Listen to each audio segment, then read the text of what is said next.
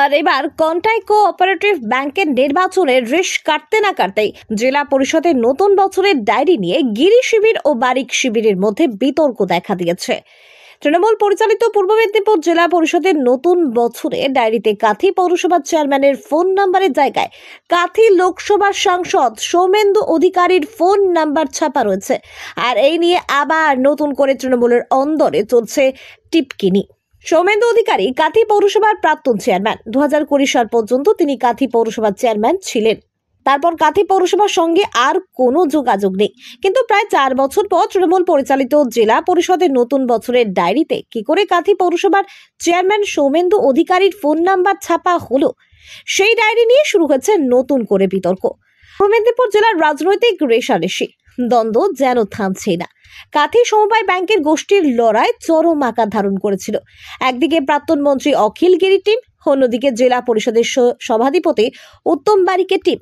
শেষমেশ মুখ্যমন্ত্রী মমতা বন্দ্যোপাধ্যায়ের হস্তক্ষেপে সেই কাজিয়া আপাতত মিটেছে। কিন্তু আবার তৃণমূলের এই দুই গোষ্ঠীর মধ্যে মতবিরোধ প্রকাশ্যে এসেছে সৌজন্যে পূর্ব মেদিনীপুর জেলা পরিষদের নতুন বছরের ডায়েরি, যেখানে পূর্ব মেদিনীপুরের 5টি পৌরসভার চেয়ারম্যানদের মোবাইল নাম্বার ছাপানো হয়েছে। জনগণ যাতে সহজে পরিষেবা পেতে পারেন তার জন্য এই প্রয়াস। কিন্তু বিপত্তি দেখা দিয়েছে কাথি পৌরসভার চেয়ারম্যানের মোবাইল নাম্বার নিয়ে। কারণ জেলা পরিষদের ডায়েরিতে যে নাম্বার ছাপানো হয়েছে সেটা পৌরসভার প্রাক্তন চেয়ারম্যান তথা বর্তমান কাথির সাংসদ সৌমেন্দু অধিকারীর। সৌমেন্দু রাজ্যের বিরোধী দলনেতা শুভেন্দু অধিকারীর ছোট ভাই। তিনি এখন কাথি লোকসভার বিজেপি সাংসদ। আর বর্তমানে কাথি লোকসভার চেয়ারম্যান হলেন প্রাক্তন মন্ত্রী অখিল গিরির পুত্র সুপ্রকাশ গিরি।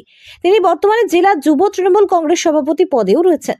জেলা পরিষদের ডায়েরিতে এই মোবাইল নাম্বার বিভ্রাট নিয়ে প্রশ্ন তুলেছেন সুপ্রকাশ। আশ্চর্যজনকভাবে আমিও দেখেছি যে পূর্ব মেদিনীপুর জেলা পরিষদ এবছর একটা ডায়েরি করেছে।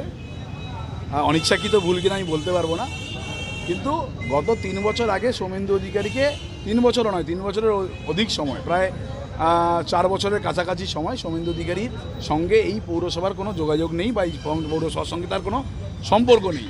তিনি 2020 সাল অবধি তিনি এই পৌরসভার চেয়ারম্যান পদে ছিলেন, পরে পৌর প্রশাসক হয়েছেন। তো আমরা আশ্চর্যজনকভাবে দেখেছি, আমরাও খেয়াল করেছি যে পৌরসভার যে নাম্বার কন্টাই মিউনিসিপ্যালিটি চেয়ারম্যানের নাম্বারটা এখনও সৌমেন্দু অধিকারীর নামেই শো করছে। এটা নিশ্চিতভাবে এটা আমার কাছেও আশ্চর্য লেগেছে, কেন কাথির মানুষের কাছে যে এই নাম্বারে যদি কেউ পৌরসভাকে যোগাযোগ করে সেটা সৌমেন্দুবাবুর কাছে ফোন চলে যাচ্ছে। তো এটা আমার কাছেও আশ্চর্যজনকভাবে। এটা কি জেলা পরিষদকে বলবেন পাল্টানোর জন্য? না, আমি জেলা পরিষদকে বলবো না। আমি জেলা পরিষদ আমাদের যিনি জেলা শাসক আছেন আমি তাকে অনুরোধ জানিয়েছি যে এটাকে দেখার জন্য, যে কন্টাই মিউনিসিপ্যালিটির চেয়ারম্যান, এটা আমাদের কাছে সত্যি খারাপ লাগছে যে মিউনিসিপ্যালিটির চেয়ারম্যানের নাম্বারটা যদি সৌমেন্দু অধিকারীর হয় তাহলে সত্যি এটা খারাপ। হ্যাঁ, অলরেডি পাবলিশড হয়ে গেছে। যে আগামী দিনে যাতে এই ভুলটা না হয় এটার জন্য আমি নিশ্চিতভাবে দাবি জানাবো। এটা মানুষের কাছে একটা হাস্যস্কর হচ্ছে জিনিসটা। না, আমি এগুলো রাজনৈতিক ষড়যন্ত্র বলতে পারবো না, কিন্তু অনিচ্ছাকৃত ভুল হতে পারে। কিন্তু এটা দায়িত্ব জ্ঞান, কেন এটা আমাদের দায়িত্বশীল হওয়া উচিত। জেলা পরিষদ মানে এটা একটা আমাদের লোকাল গভর্নমেন্ট জেলার, যেখান থেকে জেলা পরিষদের সমস্ত কাজকর্ম পরিচালনা হয়। তো জেলা পরিষদকে আরও নিশ্চিতভাবে এইগুলো দেখা উচিত যে একটা চেয়ারম্যানের ফোন নাম্বার, সেখানে যদি অন্য কারোর নাম্বার বসে যায়, এগুলো আমরা কেন ফোন নাম্বার দিই? মানুষকে পরিষেবা দেওয়ার জন্য। যে জেলা পরিষদের নাম্বার দেখে হয়তো মানুষ সেখানে চাইছে, কিন্তু আমরা সেই নাম্বারটা যদি অন্য কারোর নাম্বার হয়, বিগত দিনে চেয়ারম্যানের নাম্বার হয়, তাহলে নিশ্চিতভাবে এটা মানুষের কাছে একটা হাস্যস্কর। প্রশ্ন তুলেছেন সাধারণ মানুষ যে পূর্ব মেদিনীপুর জেলা পরিষদের এমন ভুল হলো কেন। তৃণমূলের জেলার রাজনীতিতে সুপ্রকাশ গিরি এবং উত্তম বারিক একেবারে বিপরীত দুই মেরু নেতা। তাই উত্তম বারিকের জেলা পরিষদ ইচ্ছাকৃতভাবে এই ভুল করেছে কিনা সে নিয়ে সুপ্রকাশ শিবিরের প্রশ্ন। এই নিয়ে জেলা পরিষদের সভাধিপতি উত্তম বারিক কি বলছেন শুনুন। সেটা নিশ্চিতভাবে পুরনো তালিকায় ছিল, তাই যারা ছাপাখানে গেছিলেন তাদের মিস্টেক হয়েছে। এটা কি ক্রস চেক করার দরকার ছিল একটা জেলা পরিষদে? হ্যাঁ, নিশ্চিতভাবে দরকার ছিল। তার কারণ চেয়ারটা রয়েছে, ব্যক্তির পরিবর্তন ঘটেছে, তার টেলিফোন নাম্বারের পরিবর্তন ঘটবে। এটা নিশ্চিতভাবে টেকনিক্যাল মিস্টেক। এই ডায়েরি বিতর্কে নাম জড়িয়েছে কাঁথি পৌরসভার প্রাক্তন চেয়ারম্যান তথা বিজেপি নেতা সৌমেন্দু অধিকারী। তৃণমূলের গোষ্ঠীদ্বন্দ্বের জের এমন অভিযোগ তুলে তিনি কটাক্ষ করতে ছাড়েননি। আর জেলাতে তৃণমূলের এমন গোষ্ঠীদ্বন্দ্ব দেখে সৌমেন্দুর দাবি, সামনের বিধানসভা ভোটে এই জেলার সবগুলো সিটেই বিজেপি জিতবে। আমি 2020 সালের 20 মে আমাদের নির্বাচিত বোর্ডের মেয়াদ শেষ হয়ে গেছিল। আর 2020 সালের 21 মে আমরা নমিনেটেড বোর্ড ছিলাম, যেখানে সরকার ওই নমিনেটেড বোর্ডের আমাকে চেয়ারপারসন বলে ঘোষণা করেছিল বা বিজ্ঞপ্তি জারি করেছিল, এবং আমাকে সরকার 2020 সালেরই 30শে ডিসেম্বর ওই নমিনেটেড বোর্ডের চেয়ারপারসন পদ থেকে সরিয়ে দিয়েছে। তারপর থেকে পৌরসভার সঙ্গে কোনো সম্পর্কও নেই। তবে হ্যাঁ, যেহেতু দীর্ঘদিন আমি 10.5 বছর দায়িত্ব পালন করেছি, সরকারের বহু জায়গায় এখনও আমার কাছে অনেক ইমেল আসে, জেলা পরিষদেরও ইমেল আসে।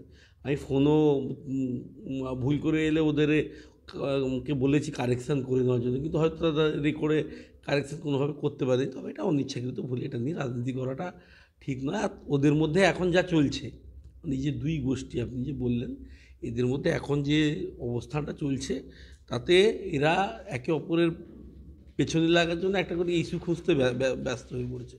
26 সালের নির্বাচনে পূর্ব মেদিনীপুর জেলায় ভরাডুবি হবে তৃণমূলের। 16তে 16টা আসন আমরা ভারতীয় জনতা পার্টি পূর্ব মেদিনীপুর জেলা থেকে জিতবো, এটা নিয়ে কোনো সন্দেহের জায়গা নেই। ওরা নিজেদের ঝগড়া নিজেরা সামলাক, সেগুলো নিয়ে আমার কোনো টিপ্পণী করার প্রয়োজন আছে বলে মনে করি না। আসে না, খুব রেয়ারলি হয়তো 9 মাসে 6 মাসে কোনো একটা ফোন টোন ভুলে কোনো মিটিংয়ের ফোন টোন চলে আসে, ফোনও আসে না, ওই মেলগুলো আসে। আর ও বাজে কথা, একটা বাচাল অসভ্য, দুদিন আগে সিনিয়র লোকেদের কোঅপারেটিভ ব্যাংকের মধ্যে ধরে হ্যাকেল করেছে, গায়ে হাত তুলতে গেছে। এই ওর কথার কি উত্তর দিব আমি? একটা বাচাল, একটা চরম, একটা যার মধ্যে অহংকার একেবারে প্রতি কথায় প্রতি মুহূর্তে ঝরে পড়ছে, রাজনীতির এখনও যার যে জানে না, তার কথার কি উত্তর দিব বলুন?